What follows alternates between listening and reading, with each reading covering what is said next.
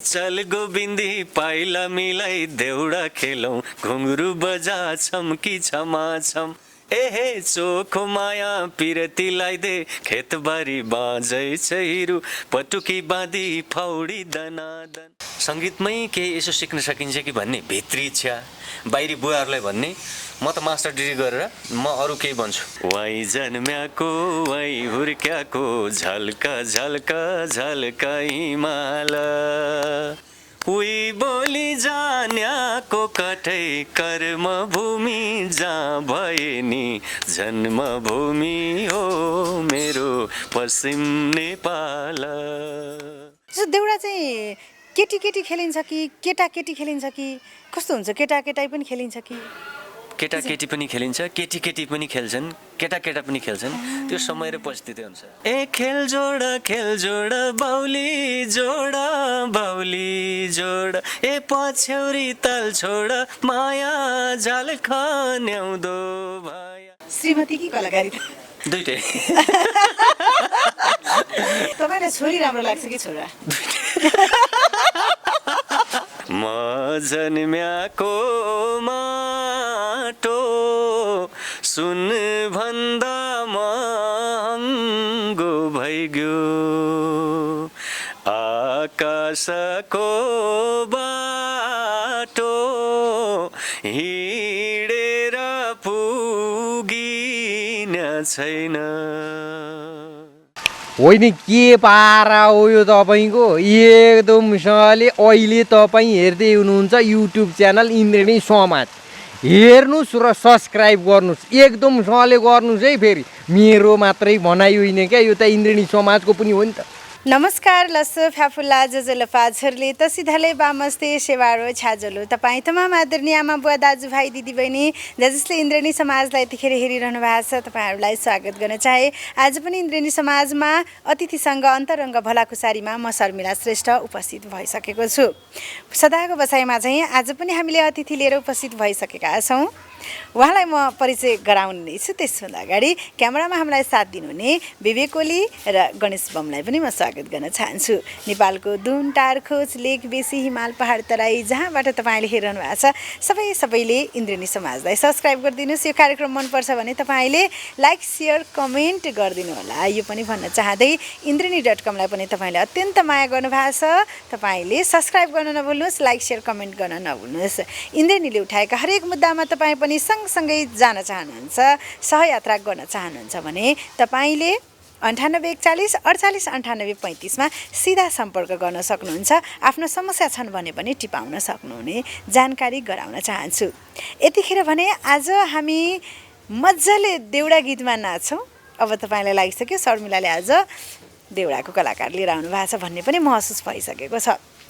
यस्ता स्रष्टा अनि सर्जक जो कालीकोटमा जन्मिएर काठमाडौँसम्मको यात्रा तय गर्नुभयो, विभिन्न देउडाका भाकाहरूलाई जस्ताको तस्तै नेपाली समाजका कथा व्यथालाई देउडा मार्फत प्रस्तुत गर्नुभएको छ। यसै गरी तीजका गीत पनि छन्, उहाँका अन्य दोहोरी गीतहरू पनि रहेका छन्। उहाँले आफै सङ्गीत संयोजन गर्नुहुन्छ, म्युजिक एरेन्ज, यसै गरी आफैले भाका सृजना गर्नुहुन्छ, शब्द पनि सृजना गर्नुहुन्छ। यस्ता स्रष्टा अनि सर्जक हामी यतिखेर उहाँलाई स्वागत गर्ने तयारी गरिरहँदा उहाँको निकै हिट गीतहरू मैले यतिखेर भन्न चाहेँ तपाईँहरू समक्ष। देउडा ठाडी भाकाका गीत सुनभन्दा महँगो, झल्क हिमाल, यो अत्यन्त चर्चित गीत, यो नसुन्ने कोही हुनुहुन्न होला सुदूरपश्चिममा। चल गोबिन्दे, यो पनि अत्यन्त चलेको गीत है, मलाई पनि साह्रै मनपर्छ। यसै गरी झ्याम पैताली झ्याम, भर्खरै मात्र निस्किएको नयाँ एल्बम मेरा दुःख लगायत दर्जनौँ हिट गीतहरू उहाँका रहेका छन्। यही गीतको बारेमा र उहाँको सफल जीवन यात्राको बारेमा हामी आजको बसाइमा धेरै कुराहरू उहाँसँग सिकाइ गर्नेछौँ। नेपाली लोकगीत सङ्गीत सम्पूर्ण गीत सङ्गीतकी जननी हुन्, त्यसैले त हामी कहिले रोइलाका कुरा गर्छौँ, कहिले देउडाका कुरा गर्छौँ, कहिले राईझुमामा हामी रमाउँछौँ, कहिले सालैजुका कुरा गर्छौँ, कहिले कौराका कुरा गर्छौँ, कहिले काठ क्षेत्रमा चल्ने चुड्का भाकाका कुराहरू गर्छौँ, एकदमै हामी घाँसे भाकाका कुरा गर्छौँ। गर्दै गर्दै जाँदा आज पनि हामी देउडाका स्रष्टा अनि सर्जक सुरेश साई समक्ष आइपुगेका छौँ। उहाँलाई हामी स्वागत गर्न चाहन्छौँ। सुरेशजी स्वागत छ। धेरै धेरै धन्यवाद छ। सबैभन्दा पहिला इन्द्रेणी परिवारलाई, यो समाजलाई मेरो व्यक्तिगत हृदयदेखि नै धन्यवाद दिन चाहन्छु र आदरणीय दर्शक, मेरा भगवान सरी दर्शकहरू जसले उहिलेदेखि अहिलेसम्म माया गरिरहनु भएको छ, सुरेश साईका सिर्जना ठिक छन् भनेर जतिले कमेन्ट गर्नुहुन्छ, धेरै प्रतिक्रिया दिनुहुन्छ, यहाँहरू सबैलाई फेरि पनि साङ्गीतिक न्यानो अभिवादन मेरो। सुरेशजी हजुर, आराम हुनुहुन्छ? आराम छु। दिनहरू कसरी बितिरहेका छन् आजभोलि? दिनहरू दुःख सुख गर्दै चलिरहेको छौँ हामी चाहिँ। एउटा सर्जक कलाकारका दिन कसरी जालान्, कहीँ लेख्दै जालान्, कहीँ यसो बाजा बजाउँदै जालान्, गाउँदै जालान्, एरेन्ज गर्दै जालान्, यत्तिकै तरिकाले हिँड्नुहुन्छ। कालीकोटमा जन्म भयो? हजुर, कालीकोटको कुन ठाउँ? कालीकोटको पहिला मानमा गाविस थियो, अहिले चाहिँ खाँडाचक्र नगरपालिका छ, नगरपालिका 1मा म जन्मेँ। त्यो माटोले मलाई जन्मायो, सौभाग्य पनि प्राप्त गरेँ मैले त्यहाँ जन्मिने। त्यसपछि म आफूलाई त्यसैमा गर्व महसुस गर्दछु, जसले मलाई देउडा नै सिकायो, देउडाबाटै हुर्कायो र अहिलेसम्म पनि देउडामै बसेर काम गर्न पाएको छु। अनि बालापन कस्तो भयो तपाईँको? बालापनमा के हुन्थ्यो, बालापनमा देउडा खेल्न गयो, साथै पढाइ त छँदै थियो, पढाइको अलावा पढ्ने समयभन्दा अरू समयमा रङ्ग रतेडी रमाइलोमा सहभागी भयो, याद भएसम्म। जानु भएन गोठालो चाहिँ कहिले?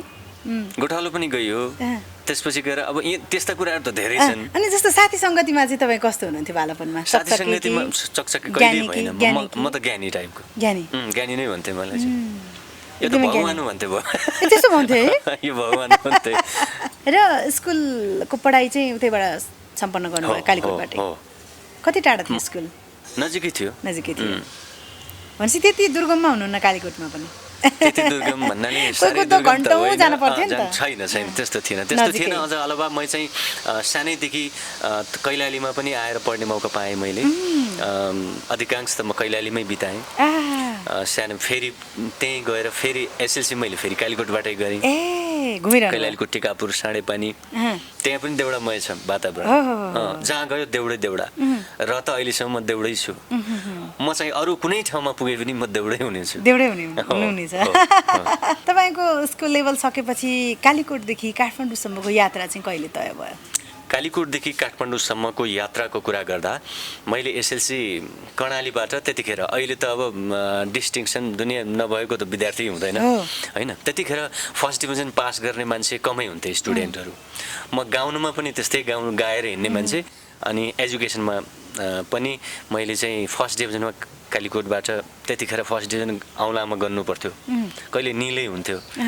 त्यो बेलामा चाहिँ मैले चाहिँ फर्स्ट डिभिजन पास गरिसकेपछि मेरो घरको एउटा लाइन गीत सङ्गीतमा लागेपछि भविष्य त्यति राम्रो छैन, यसलाई त्यताबाट वञ्चित गर्नुपर्छ, यता डक्टर बनाउनुपर्छ भनेर मलाई सिएमई पढाइयो। सिएमई पढेँ म चाहिँ। अनि सिएमई भनेको मेरो बुवा आमाको लागि भयो, मैले पढिदिएँ खालि बस। पढिदिएँ मैले, पास पनि गरेँ, त्यो होइन पास पनि गरेँ। र मेरो भित्री रहर भनेको त गाउने नै हो, गीत सङ्गीतमा थियो। अनि त्यसपछि त्यहाँ अब सिएमई पास गर्दाखेरि त्यति साह्रो वातावरण त्यो चाहिँ एकदम गीत सङ्गीतको पाइएन।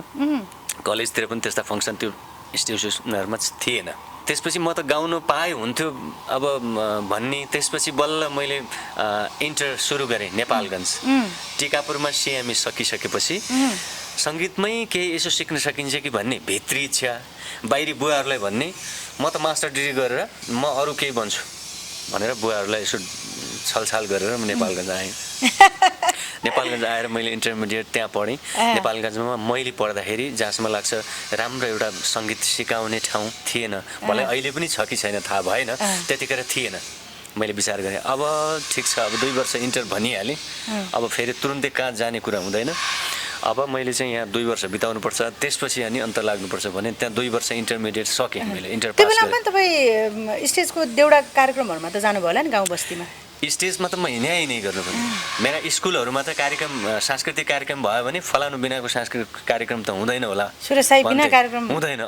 कहीँ भाग लिनु पऱ्यो भने त्यो नभइकन हुन्छ हाम्रो स्कुलबाट भन्थे, अब त्यो किसिमको हुन्थ्यो। अनि रतेउलीहरूमा पनि साथीभाइ 2-3 दिन अगाडिदेखि लानु खोज्ने, ल जाउँ रमाइलो हुन्छ भन्ने। म पनि रहरी मान्छे त हुँ, कसैले जाउँ भने। इन्टर सकाएपछि तपाईँ काठमाडौँ आउनुभयो? इन्टर सकाएर नेपालगञ्जबाट इन्टर सकाएर म काठमाडौँ आएँ, त्रिचन्द्रमा जोइन गरेँ ब्याचलर। कति सालको कुरा हो यो? 58 साल होला जस्तो लाग्छ मलाई, 58 साल।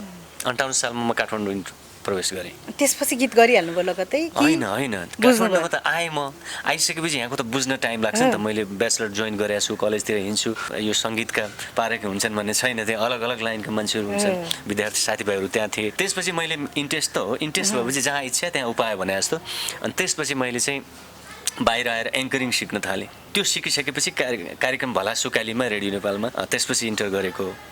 त्यसपछि म रेडियो सिटीमा धेरै कार्यक्रम चलाएँ। त्यो बिदा एउटै भएर सुरुमा आएर एउटा सङ्गीतै सिक्नुपर्छ भनेर सङ्गीत पाठशालातिर लागिनँ म। अन्त गरेर एङ्करिङबाट प्रभावित भएर अनि आफ्नो स्टेप अगाडि बढाएँ मैले। त्यसपछि बल्ल सङ्गीतका कुन धेरै ठाउँमा मैले क्लास पनि लिने मौका पाएँ, क्लास लिँदै गरेँ। अनि त्यसपछि यसो गीत गाउन त सुरु मैले अलि पछिबाटै गरेँ। भनेपछि पहिला रेडियोमा जानुभयो। हो। त्यसपछि तपाईँले गीत चाहिँ कहिले रेकर्ड गराउनु भयो? रेडियो नेपालबाट 100% पास गरेँ मैले 64मा। अनि गीत रेकर्ड गर्न सुरु गरेँ मैले। 64 पछाडि? हो 64 पछाडि रेडियो नेपालसम्म पुग्दाखेरि तपाईँलाई 100 परीक्षा पास गर्न गाह्रो भएन? कतिले त धेरै पटक दिए भन्नुहुन्छ, तपाईँले एकै पटकमा निकाल्नु भएन? मैले एकैपटक निकालेँ। भाग्यमानी मान्छे भाग्यमानी भनौँ के भनौँ, जस्तो भाग्यमानी ठान्छु। अनि रेडियोबाट चाहिँ तपाईँले गीतहरू रेकर्ड गर्नुभएको छ कि छैन? रेडियो नेपालबाट? रेडियो नेपालबाट मेरो पहिलो ठाडी बाका रेडियो नेपालबाटकै त्यो ठुलो स्टुडियोबाट रेकर्ड गरेको। अहिलेको नयाँ स्टुडियोबाट? न्याउली रुँदै बन। हुन्छ, हामी सुन्छौँ नि एक टुक्रा। थोरै सुनौ। न्याउली रुँदै बन मारुँदै दुनिया सामु किन रुन्छै मन रोयाको सुन्दिन्या कोही नै। थोरै यही हो जानकारीमा लागि मात्रै। निकै मिठो गाउनुभयो है। यो गीत चाहिँ रेडियो नेपालबाट रेकर्ड भइसकेको छ? पहिलोपटक रेकर्ड गरेँ। पहिलोपटक। तपाईँको पारिवारिक वातावरण, जो बुवा आमा कस्तो हुनुहुन्थ्यो? उहाँले चाहिँ सङ्गीतलाई के भन्नुहुन्थ्यो? सङ्गीत क्षेत्रमै हुनुहुन्थ्यो कि के थियो? सङ्गीतकै माहौलमा हुर्किया मान्छे म। घरमा पनि मेरो बुवा पनि गायक, मेन बहादुर साई। त्यतिखेर रेडियो नेपालबाट प्रजातन्त्रको उपलक्ष्यमा प्रतिस्पर्धा हुन्थ्यो। त्यो कार्यक्रममा 3 पटक उहाँले चाहिँ उत्कृष्ट स्थान हासिल गर्नुभएका बुवा गीतहरू अझै पनि सुनिन्छन्। यतिखेर हामी मिनबहादुर साईज्यू जो यस धरतीमा हुनुहुन्न, 1 वर्ष भयो, परलोक हुनु भइसक्यो। उहाँलाई हामी हार्दिक श्रद्धाञ्जली दिन चाहन्छौँ, अर्पण गर्न चाहन्छौँ। र उहाँका कालजयी गीतहरू थुप्रै छन्, धेरै छन्। मैले यही भएर पनि सुरेशजीलाई बुवाको थोरै जोडौँ कि जस्तो लागेर ठ्याक्क सोधिहालेँ। उहाँले भनिहाल्नुभयो। कतिले आफ्नो परिवारको बारेमा भन्न हिचकिचाउनुहुन्छ, उहाँले राम्रोसँग भन्नुभयो परिवार चाहिँ साङ्गीतिक माहौलमा थियो भनेर। दाजुभाइ चाहिँ कतिजना तपाईँको? दाजुभाइ हामी 2 भाइ, मपट्टिका र अर्को मम्मीपट्टिको 2 भाइ हुनुहुन्छ। 4 भाइ छौँ। 4 भाइ। बहिनीहरू? बहिनीहरू पनि 4 8। 4 8। अनि अहिले चाहिँ को हुनुहुन्छ घरमा? मेरो परिवार मात्रै छौँ यता चाहिँ काठमाडौँमा अहिले। लालाबाला कति भए? लालाबाला पनि 2 छन्। 2 छन्। हजुर, हामी घर परिवारको कुरा पनि गर्दै रमाइलो कुराकानी पनि गर्दै जान्छौँ। तपाईँले धेरैवटा गीतहरू गाइसक्नु भएको छ। हजुर। दर्जनमा पनि गन्न नपुग्ने भइसक्यो, अब बढी भइसक्यो होइन? थुप्रो गीत गर्नुभएको छ। आफूले नै सृजना गरेको गीत बढी गाउनुभयो कि अरूको सृजनामा तपाईँले आवाज भर्नुभयो बढी? अरूको सृजनामा पनि धेरै काम गरेँ मैले। मेरा सृजना पनि भए। मैले आफूले त्यतिखेर सुरुवात गरिसकेपछि त्यतिखेर त हल्का हल्का क्यासेटको जमाना पनि थियो। अनि अरूका थुप्रै क्यासेटमा मैले गाएको छु। ती सबै गीतहरू मसँग छैनन् अहिले। त्यतिखेरदेखि अहिलेसम्म मैले यसो गर्छु, मैले 400को हाराहारीमा गीत गाएँ होला। 400को हाराहारीमा गीत गाइसक्नु भएको छ। 400को हाराहारीमा गाउँदा सबैभन्दा मन परेको गीत कुन चाहिँ तपाईँको? मन पर्यो यही मन पर्यो भन्ने हुँदैन। उहाँ अब दर्शक श्रोताहरूले के मन पराइदिनु भयो, धेरै धेरै गीतहरूलाई मन पराइदिनु भएको छ। दर्शकले मन पराएको गीत भन्दा पनि कुनै कुनै गीत चाहिँ आफूलाई धेरै मन परेको, तर पनि दर्शकले चाहिँ नरुचाइदिएको त्यस्ता गीतहरू पनि होला नि, आफूलाई मन परेको क्या मनदेखि? मान्छेले भूमिका बाँधेर के भन्छन् भन्न चाहिँ होइन, सबैको माया लाग्छ भन्ने कुराहरू छ। तर मलाई के लाग्छ भने दर्शकले अत्याधिक रुचाइदिनु भएको गीत नै आफूलाई पनि पछाडि मनपर्छ कि मन पर्न थाल्छ। अब ठ्याक्कै मन परेको गीत गाउनु पर्यो भने कुन चाहिँ गाइदिनुहुन्छ? सदाबहार जस्तो गीत छ एउटा, झल्का झल्का झल्का हिमाल। त्यो असाध्यै मन पराउनु भएको। त्यसको लिमिटेसन यहाँदेखि यो एरिया भूगोलले पनि भएन छैन, सबै ठाउँ मन पराउनु भएको। त्यही थोरै गुनगुनाउँछु।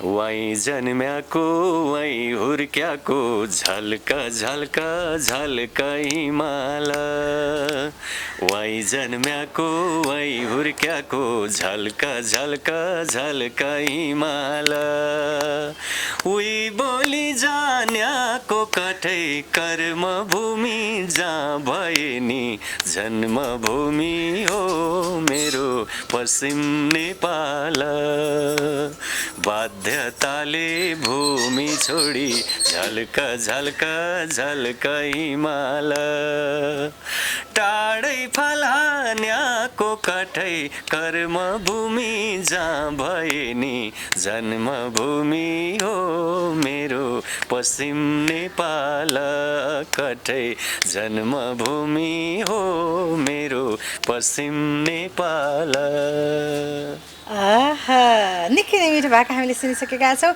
इन्द्रेणी समाजको अतिथिसँग अन्तरङ्ग भलाकुसारीमा हामी रहिरहेका छौँ। कुनै पनि व्यक्तिको सफल जीवन यात्रा गर्नलाई सबैले साथ दिनुपर्छ। तपाईँ तमाम आदरणीय आमा बुवा दाजुभाइ दिदीबहिनीले साथ दिनुभएको छ र सुरेश साई आज सुरेश साई बन्न सफल हुनुभएको छ। उहाँको एरेन्जमा त्यत्तिकै राम्रो दखल छ, सङ्गीत भर्न त्यत्तिकै सिपालु हुनुहुन्छ, यसै गरी शब्द सृजनामा त्यत्तिकै सिपालु हुनुहुन्छ अनि मान्छे पनि मन्द मुस्कान दिइरहने मुसुक्क हाँसिरहने धेरै एउटा यात्रामा सँगसँगै यात्रा गर्दा कोही त हुन्छन् नि अलिकति छिल्लिएको मातिएको टाइप्सको, उहाँ चाहिँ त्यस्तो पनि हुनुहुन्न, एकदमै व्यवहारिक पनि हुनुहुन्छ। हो ज्ञानी व्यक्तित्व अनि अहिले ज्ञानी हुनुहुन्छ, बच्चामा पनि ज्ञानी थिएँ भनेर भन्नुभयो, धेरै खुसी लाग्यो। अब तपाईँले पहिलोपटक आफ्नै एल्बम चाहिँ कहिले निकाल्नु भयो? आफ्नै एल्बमको कुरा गर्दा मैले अब धेरै गीतकारहरूसँग कुरा गरेँ। अहिले मैले गाएको गीत डाक्टर राजेन्द्र भट्ट गीतकार, उहाँका शब्दहरू हुन्। त्यसपछि गएर सङ्गीत कसले भन्नुभएको थियो? सङ्गीत आफैले भन्नुभएको थियो। केही चाहिँ गीत हुन्छन् अनि म अक्सर गरेर सबै कुराहरू आफ्नो भन्दा पनि राम्रा शब्दहरू भेट्यो भने कम्पोज गरेर गाइहालौँ जस्तो लाग्छ मलाई चाहिँ त्यो लाग्छ। शब्द मिठा शब्द पायो भने कम्पोज गरेर अहिले त एरेन्ज पनि यसो आफै गर्ने भएर एरेन्ज गरेर गाइहालौँ जस्तो लाग्छ मलाई चाहिँ। तर जहाँसम्म लाग्छ भेरिएसन निकाल्नका लागि सबैको सहकारीको जरुरी हुन्छ जस्तो लाग्छ मलाई। अनि तपाईँले देउडा मात्र गाउनु भएको छ कि दोहोरीहरू पनि गाउनु भएको छ? मैले थुप्रो गीत गाएको छु। धेरै देउडा गाएँ होला। अरूका पहिला एल्बम चल्दाखेरि क्यासेटहरूमा चक्काहरूमा त्यहाँ चाहिँ धेरैका एल्बममा गाएँ मैले। तर पछिल्लो समय राष्ट्रिय गीतका दुर्योधन बस्नेतज्यू हुनुहुन्छ, उहाँको राष्ट्रिय गीतमा कम्पोज एरेन्जमा संलग्न भएको छु। कहीँ चाहिँ एरेन्जमेन्टमा, कहीँ चाहिँ गायकका रूपमा 30 का गीतहरू छन्, लोकदोहोरी गीतहरू छन्, सबै खालका फिल्मका गीतहरूमा पनि मैले काम गरेको छु। यी सबै खालका गीतहरूमा काम गर्छु। तर बढी गएर मलाई चिन्ने मान्छेहरूले यहाँहरूले चाहिँ मलाई देउडा गायक भनेर नै चिन्नुहुन्छ। देउडा गीत र दोहोरीमा के फरक छ? देउडा गीत र दोहोरीमा हुन त लोकगीत भित्रै पर्छ नि, सबै लोकगीत भनेका देउडा पनि लोकगीत अन्तर्गत पर्छ। तर फरक यति छ, देउडामा धेरै भेरिएसन छ।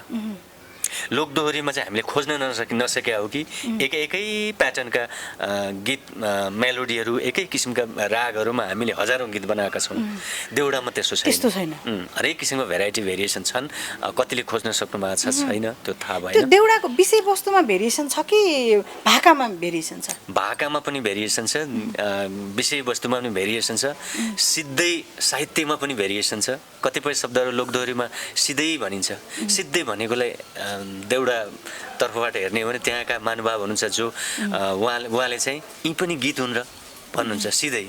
तिम्रो माया मलाई धेरै लाग्छ भने जस्तो त्यो पनि गीत हो र त्यो त कुराकानी हो। साहित्य भने त अलिकति शृङ्गारिक रस भरिएका शब्दहरू हटाउनुहोस् अनि गीत बन्छ भन्नुहुन्छ।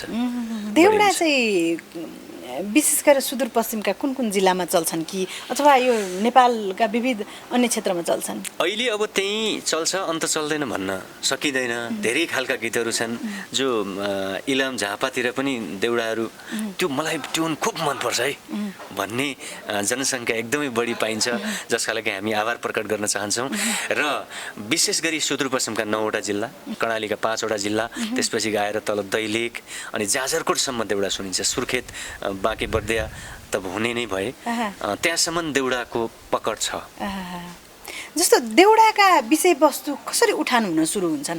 गीत तपाईँले स्टार्ट अब सुरु गर्नुभयो होइन, तपाईँ र म यसरी बसौँ, यो ग्रुपमा सुरु हुन्छ, ग्रुपमा सुरु हुन्छ, अनि पैतालासँग मिलाएर खेलिन्छ। यो कसरी चाहिँ सुरुवातमा चाहिँ कुन शब्दले चाहिँ प्रहार गरेर सुरुवात गर्नुहुन्छ अथवा यसको मेसो के हो? यस्तो हुन्छ हो, त्यो बडा राम्रो क्वेसन लाग्यो मलाई यतिखेर। देउडामा सुरुवातीका गीतहरू मान्छेले पैताला मिलाएर खेल्ने देउडा अलिकति प्रख्यात भयो, टिभीमा हेर्न पाइयो, अरूले हेरे, देउडा भनेको त्यही नै हो भन्ने बुझाइ भयो। होइन, देउडा भनेको कोही देउडा खेलिन्छ, कोही देउडा नखेलेरै गाइन्छ, कोही देउडा अर्कै तरिकाले खेलिन्छ। बढी प्रख्यात भएर त्यो पैताला मिलाउनलाई मात्र भनियो, अधिकांश पैताला मिलाउने गरेर खेलिन्छ।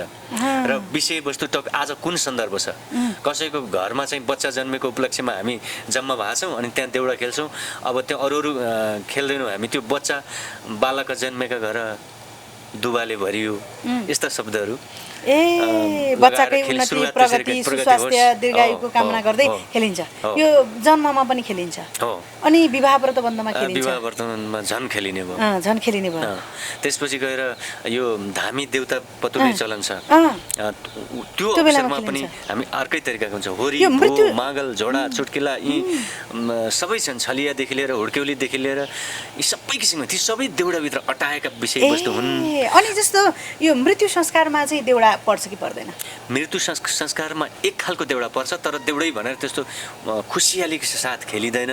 त्यहाँ चाहिँ वेदना पोख्ने खालको त्यो छुट्टै किसिमको भन्ने चलन छ। 8-10 जना उता उभिएर 8-10 जना यता उभिएरै भनिन्छ। त्यो बेलामा चाहिँ कस्तो भनिन्छ? जो लास्ट चाहिँ बिचमा राखिएको हुन्छ। त्यो मृत्यु भएको मान्छेको बारेमा भनिन्छ कि अथवा के भनिन्छ? त्यसको अहिले अब बुझ्ने भाषाले भनौँ, त्यहाँ चाहिँ उसको जीवनी भने जस्तो ऊ यतिखेर यसरी जन्मेको, उसले यो गरेको हो, त्यसको स्वर्गमा राम्रोसँग बास होस्, यस्तै खालका शब्द। हाम्रो राम्रो मान्छे छोडेर गयो, हामी एकदम बिलाउना कसरी जाने, त्यहाँ तिम्रो एकदम मनपर्ने मान्छे यो हो, म छु, मलाई छोडेर कसरी गयो होला। त्यो जस्तो मृत्यु संस्कारमा चाहिँ मृत्यु भएको मान्छे भन्दा ठुला मान्छेहरूले चाहिँ त्यो देउडा गाउने हो कि अथवा जो कोहीले गाउन सक्ने हो?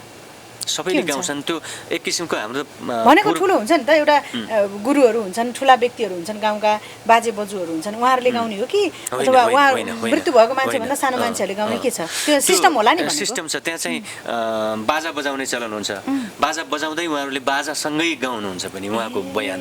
त्यो जस्तो मृत्यु संस्कारमा देउडा गाउनेले अरू बेलामा चाहिँ देउडा गाउनुहुन्छ कि गाउनुहुन्छ, तर त्यतिखेर गाउने एउटा गाइरहने मान्छेलाई थाहा हुन्छ। एउटा गाउँमा चाहिँ जसले गाइरहनुहुन्छ उहाँले चाहिँ फलानु मर्दा अब के गाउने तयारी गरेर गाउनुहुन्छ। उहाँको बारेमा थाहा भएको मान्छे चाहियो नि। जस्तो सुरेश साईको बारेमा थाहा भएर त मैले उहाँले यो गीत गाउनु भएको छ भनेर भन्न सक्छु त, नभए भन्न सक्दिनँ। त्यस्तो मान्छे चाहियो भनेको चाहिँ आफूभन्दा ठुलोले गाउनु पर्ने रहेछ भन्ने बुझेँ मैले, होइन?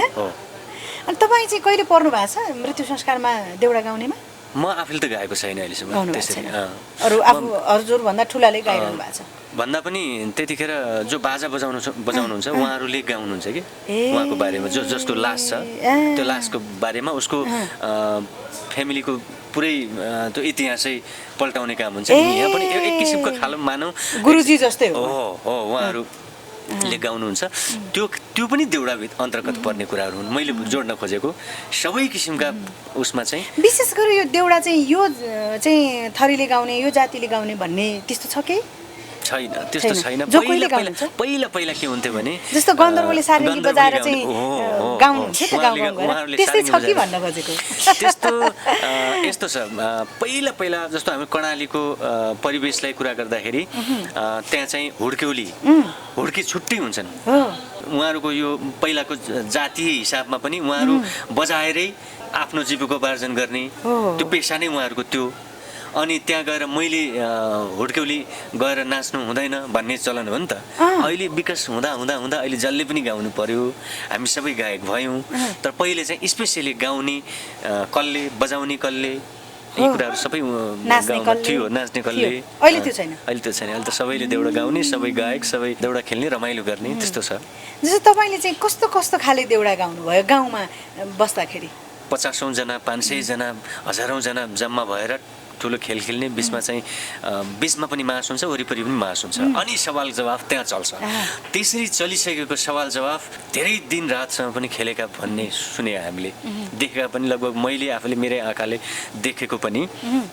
जस्तो बेलुका खाना खाएर सुरु भएको देउडा भोलि उज्यालो भएर दिन अर्को राति हुन थालिसक्यो त्यो देउडा टुङ्गिन्न त गएको गयो अगाडि गएको छ जस्तो तपाईँले देउडा गाउँदाखेरि कोसँग गाउँदाखेरि चाहिँ त्यो लाइभमा गाउँदाखेरि मजा आयो थियो होइन जुहारी भन्छन् त्यसरी चाहिँ खेलाउनै त होइन म त्यो रातौँ रात बिताउने तर खेलाउनु पनि हुन्छ नि त खेल्दाखेरि कोसँग चाहिँ एकदमै रमाइलो भएको थियो भन्ने फिल होला नि त छन् ठुल्ठुला खेलाउडी भन्ने चलन छ त्यहाँ चाहिँ कर्णाली अञ्चलका अहिले पनि धेरै ठाउँमा कुनै जमघट गर्नु पर्यो खुसियाली मनाउनु पर्यो अथवा रमाइलो गर्नु पर्यो भने खेलाउडालाई निम्ता दिने चलन छ जो त्यो ठाउँको प्रख्यात छ नेत्रा साई हुनुहुन्छ हाम्रो अहिले पनि उहाँ साहित्यकार उहाँका गीतहरू शब्दहरू मैले सुन्दा महँगो त्यो उहाँकै शब्द हुन् उहाँको शब्दमा मैले यो गीत बनाएँ तर उहाँ चाहिँ रात दिन नबनेर उहाँ चाहिँ खेल्नुहुन्छ उहाँ प्रख्यात हो उहाँ चाहिँ सुदूरपश्चिम र मध्यपश्चिमका धेरै उसमा चाहिँ उहाँ प्रख्यात हो हामीले उहाँसँग खेल्ने होइन कि उहाँले खेलिरहेको खेलमा लाग्दा पनि आनन्द आउँछ नि त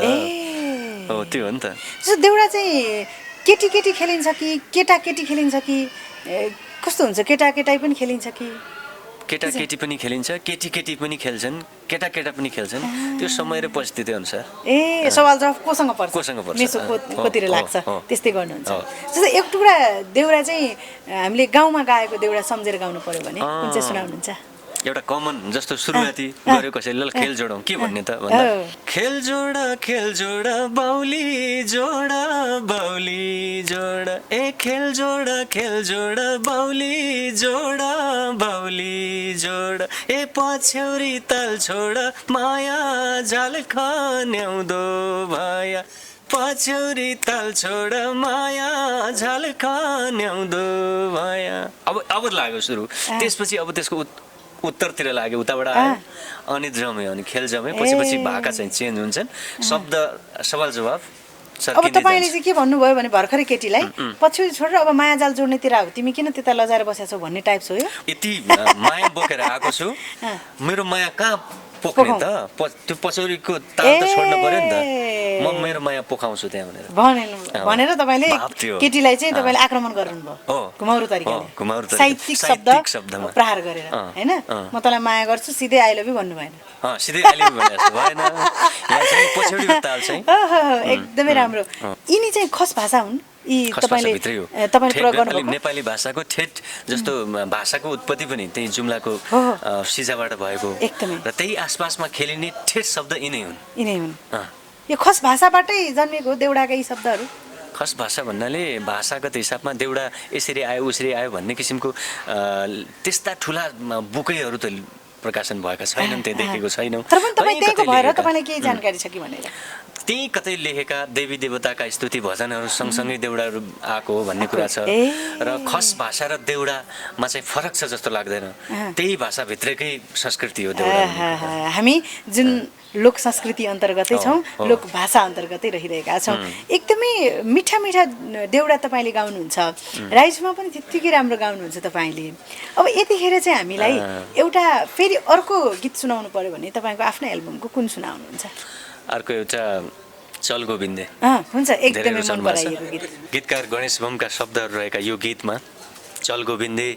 हामीले जतिखेर चल गोविन्दे रेकर्ड गऱ्यौँ अहिलेसम्म चल गोविन्दको क्रेज माया गरिरहनु भएको छ आदरणीय दर्शकहरूले अहिलेसम्म पनि त्यो गीतलाई रुचाइरहनु भएको छ आफूलाई खुसी लाग्दछ म त्यही अलिकति छोटो सुनाउँछु म चल गोविन्दी पाइला मिलाई देउडा खेलौँ घुङ्गरु बजा छम्की छमा छम एहे चल गोविन्दी पाइला मिलाई देउडा खेलौँ घुङ्गरु बजा छम्की छमा छम एहे चोखो माया पिरतीलाई दे खेतबारी बाजै छैरु पटुकी बाँधी फौडी दनादन एहे चोखो माया पिरतीलाई दे खेतबारी बाजै छैरु पटुकी बाँधी फौडी दनादन दनादन ए दनादन क्षमा छम ए क्षमा छम दनादन क्षमा छम यो त सुदूरपश्चिममा मात्र सुनिन्न यो त विश्वभर रहनु भएको नेपालीहरूले सुन्नुभएको गीत हो है एकदमै मनपर्ने गीत मलाई पनि साह्रै मनपर्छ यो गीत कुमाऊँ गढवाल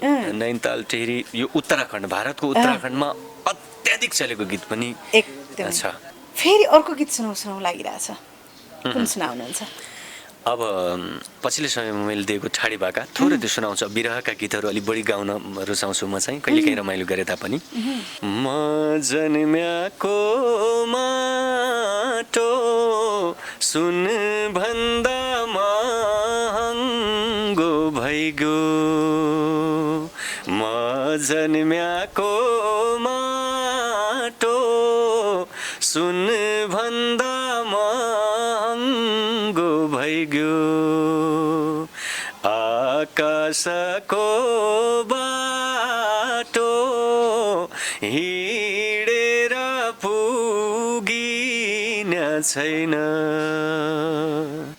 आकाशको बाटो हिँडेर पुगिन छैन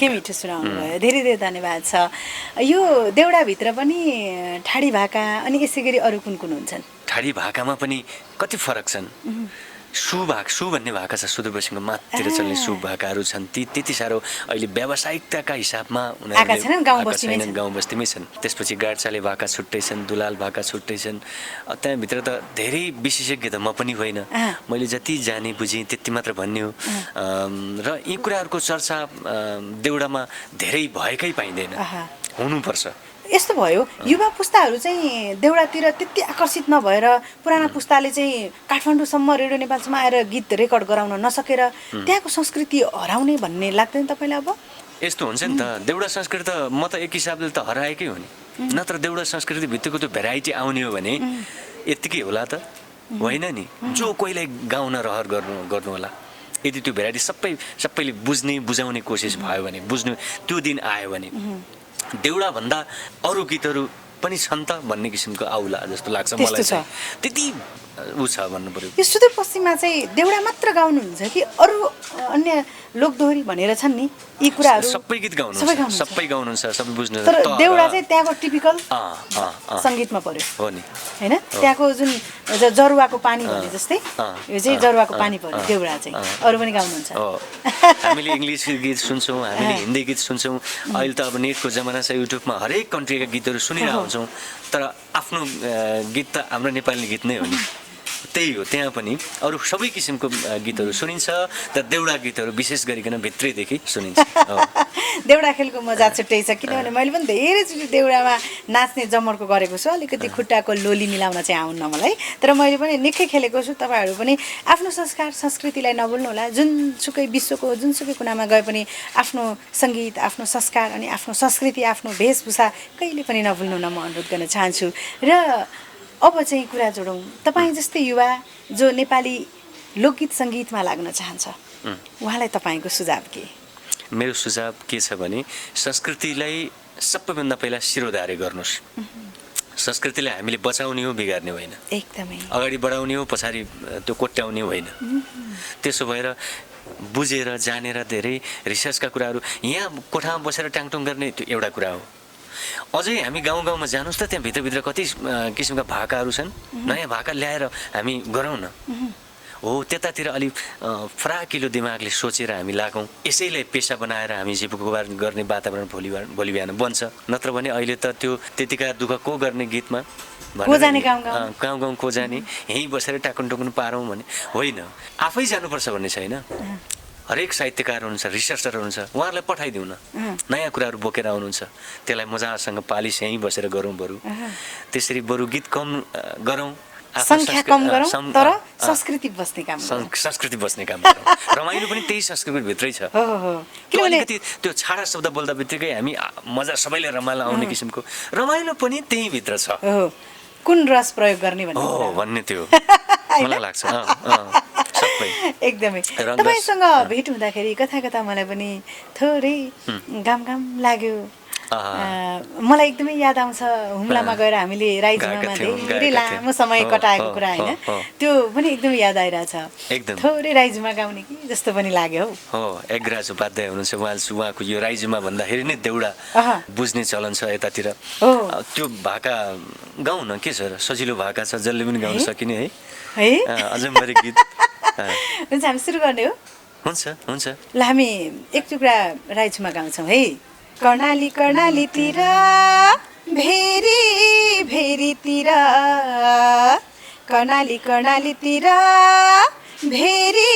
भेरीतिर म एल्खै डाँडाका मृग कोही नै मेरीतिर म त राइजुमा झुमा क्या मस्क्या कि छौ राइजुमा राइजुमा झुमा क्या मस्क्या कि छौ राइजुमा राइजुमा झुमा क्या मस्क्या कि छौ राइजुमा हे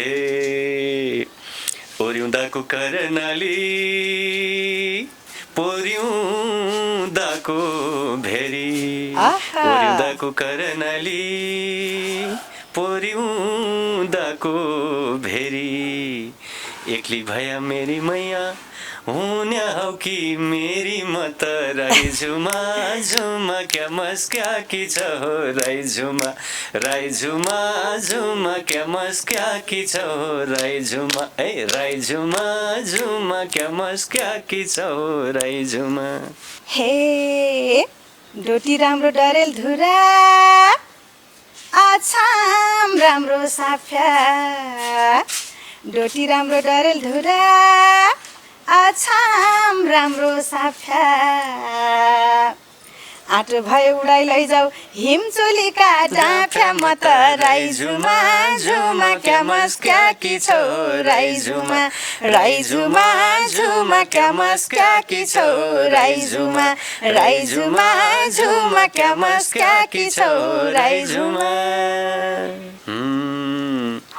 जाँदैन भाउजूका माइत जान्या भया तोइजा जाँदैन भाउजूका माइत जान्या भया तोइजा अबदेखि सधैँभरि तो मेरी होइजा म त राइजुमा झुमा क्या मस्क्या कि छ हो राइजुमा राइजुमा झुमा क्या मस्क्या कि छ हो राइजुमा राइजुमा झुमा क्या मस्क्या कि छ हो राइजुमा निकै रमाइलो भयो एकदमै तर अप्ठ्यारो पार्नुभयो हजुरले म अलिकति देउडा म अलिकति बोइलर परेँ अलिक गाह्रो पनि महसुस भयो सजिलो त केही पनि छैन त्यहीँको टिपिकल शब्दहरू जुन खास शब्दहरू चाहिँ मैले ल्याउन सक्दिनँ किनभने तपाईँ जति त्यो खास शब्दमा चाहिँ भिज्नु भएको छ म त्यो खास शब्दभित्र भिज्न सकेको छैन त्यसैले मैले ल्याउन सक्दिनँ तर पनि अहिलेको यो यी गीतहरूमा चाहिँ टिपिकली शब्द आइसके एकदमै रमाइलो महसुस भइरहेछ आज तपाईँसँग कुरा गरेर छुट्टै मन छैन हामी कार्यक्रमको निकै अन्त्यमा आइसकेका छौँ अन्त्यमा म तपाईँलाई छोटो मिठो प्रश्न सोध्छु तपाईँले छोटो मिठो जवाफ दिनुपर्छ हुन्छ है श्रीमती कि कलाकारिता दुईटै गीतको तपाईँ शब्द हेर्नुहुन्छ कि पारिश्रमिक दुईटै तपाईँलाई छोरी राम्रो लाग्छ कि छोरा तपाईँलाई स्टेजमा जाँदाखेरि कला प्रतिभा ठुलो लाग्छ कि नातावाद कृपावाद कला प्रतिभा यो चाहिँ दुइटै होइन है होइन यो चाहिँ दुइटै होइन दाल भात तरकारी कि गुन्द्रुक ढिँडो सबै दुइटै एकदम खुसी लाग्यो तपाईँ त प्राय दुइटै भन्नुहुने रहेछ अनि तपाईँ गायक नबनिदिनु भएको भए यो देउडा क्षेत्रमा नआउनु भएको भए तपाईँ के हुनुहुने थियो म अरू गीत गाउँथेँ अरू गीत गाउनु देउडा नगाइदिएको भए म गायक चाहिँ गायकै हुनुहुन्थ्यो अरू पेसामा नै जुनसुकै गीत पनि गाउँथेँ होला र हामी कार्यक्रमको निकै अन्त्यमा आएका छौँ इन्द्रेणी समाजमा तपाईँलाई हामीले स्वागत गर्न पायौँ हामी धेरै खुसी भएका छौँ इन्द्रेणी समाज इन्द्रेणीका प्रस्तुतिहरू तपाईँले धेरै हेर्नुहुन्थ्यो किनभने तपाईँले सुरुवातमा भनिसक्नु भएको छ मलाई अनौपचारिक रूपमै म धेरै माया गर्छु इन्द्रेणीलाई भन्नुभएको छ इन्द्रेणी समाज हेरेर बस्ने तमाम आदरणीय आमा बुवा दाजुभाइ दिदीबहिनी जसले चाहिँ तपाईँलाई सुरेश साई भनेर माया गरिरहनु भएको छ दर्शक दीर्घलाई तपाईँ के भन्न चाहनुहुन्छ दर्शकहरू भनेका मेरा भगवानै हुनुहुन्छ जहाँसम्म लाग्छ उहिलेदेखि अहिलेसम्म यहाँहरूकै माया ममताले गर्दा मैले यहाँसम्म पुगेको छु मेरा सिर्जनालाई हरेक सिर्जनालाई त्यत्तिकै ऊर्जा दिनुहुन्छ प्रतिक्रिया दिनुहुन्छ र त म यो क्षेत्रमा देउडामै काम गर्न पाएको छु अझै पनि मलाई यही देउडै क्षेत्रमा काम गर्ने मन छ र हिँडिरहेको छु तपाईँहरूको सल्लाह सुझाव प्रतिक्रिया सहयोग के गर्न सक्नुहुन्छ मलाई यही क्षेत्रमै हिँडाउनुहोस् बाहिर जान नदिनुहोस् उज्जवल देउडाको भविष्य हेर्न चाहनुहुन्छ भने सही गीतलाई लाइक कमेन्ट सेयर सही कुरालाई संस्कृतिलाई बढी माया गरिदिनु होला हस् त व्यस्त समयको बावजुद पनि समय दिनुभयो इन्द्रेणीका सम्पूर्ण युनिट तपाईँलाई धेरै धेरै धन्यवाद दिन चाहन्छु। धेरै धेरै धन्यवाद। मलाई पनि कमसेकम यो लोकप्रिय इन्द्रेणी कार्यक्रममा चाहिँ सबै दर्शक दीर्घलाई देखाइदिनु भयो। 2-4 शब्द मेरा मनका कुराहरू कहीँ भन्न नपाएका शब्दहरू आज भनेको छु, यी भन्ने मौका दिनुभयो। यो सम्पूर्ण युनिटलाई धेरै धेरै धन्यवाद दिन चाहन्छु। धन्यवाद। दर्शकवृन्द, आजको कार्यक्रम तपाईँलाई कस्तो लाग्यो? पक्कै पनि आजको भलाकुसारी एकदमै रमाइलो भयो भन्ने मैले महसुस गरेको छु र मानिसको जीवन सफल हुनको लागि, सफल यात्रा गर्नको लागि आफूसँग एउटा दृढ निश्चय हुनुपर्छ, आफ्नो मनदेखि एउटा यात्रा तय हुनुपर्छ अनि मात्र सफल हुन्छ। नभए त हाम्रो आजका अतिथि सुरेश शाहीलाई उहाँको बुवा आमाको डाक्टर बनाउने सपना, त्यो सपनालाई पढिदिएर पास गरिदिएर अनि उहाँ कलाकारिता क्षेत्रमा आउनुभयो। त्यसैले आफ्नो छोराछोरी कुन क्षेत्रमा लाग्न चाहनुहुन्छ उहाँहरूलाई चाहिँ त्यही क्षेत्रमा लाग्न दिनु, समय बर्बाद नगरिदिनुहोस्, यो पनि म भन्न चाहन्छु। हामी इन्द्रेणी जस्ताको तस्तै समाजका कुराहरू, समाजमा रहेका जुन कला संस्कृति सङ्गीत विभिन्न विधाका व्यक्तित्वहरूलाई हामीले सफल व्यक्तित्वहरूलाई ल्याइरहेका छौँ। आजको बसाइमा हामीले देउडाका सर्जक, स्रष्टा, राम्रो एरेन्जर, राम्रो सङ्गीत गर्न सक्ने त्यस्ता व्यक्तित्व जसले सुरेश शाही भनेर विश्वका जुनसुकै कुनाबाट धेरै माया गर्नुहुने र स्टेज कार्यक्रममा उहाँलाई एकदमै बढी रुचाइएको त्यस्ता व्यक्तित्वलाई आज ल्याउन हामी सफल भएका छौँ। तपाईँ पनि आफ्नो संस्कार र संस्कृति जोगाउनको लागि सदा तत्पर रहनुहोला। हाम्रा बुवाहरूले हामीलाई सुम्पनु भएका कुरा हामीले हाम्रो छोराछोरीलाई सुम्पन सकेनौँ भने हामी संस्कार हराइसकेपछि हामीले पछिल्लो पुस्तालाई के दिने? हाम्रो संस्कृति हराएपछि हाम्रा पछिल्लो पुस्तालाई के दिने? हाम्रो नेपालीको संस्कार चाहिँ यो थियो है, हाम्रो जिल्लाको संस्कार यो थियो, हाम्रो देशको संस्कार यो थियो भनेर दिनको लागि हामीले हाम्रो संस्कार संस्कृति वेशभूषा भाषालाई जोगाएर राखौँ, यो भन्न चाहँदै आजको बसाइमा व्यस्त समयको बावजुद पनि समय दिनुभयो सुरेश शाहीज्यू, तपाईँलाई पनि धेरै धेरै धन्यवाद। यसै गरी गणेश बम, विवेक ओली क्यामेरामा हुनुहुन्छ अनि कार्यक्रम सहजीकरण गर्दै म शर्मिला श्रेष्ठ सम्पूर्ण इन्द्रेणीका युनिटहरूलाई सम्झँदै इन्द्रेणी.com र इन्द्रेणी समाजलाई लाइक, सेयर, कमेन्ट, सब्सक्राइब गर्न नभुल्नुहोला भन्दै कुनै समस्या टिपाउन चाहनुहुन्छ अथवा सहयोग गर्न चाहनुहुन्छ भने 98 41 48 98 35 हाम्रो अफिसको आधिकारिक नम्बरमा सम्पर्क गर्न अनुरोध गर्दै आजको बसाइबाट शर्मिला श्रेष्ठ पनि ओझेल पर्न चाहन्छु। हवस् त, नमस्कार। जय गीत, जय सङ्गीत, जय कलाकारिता।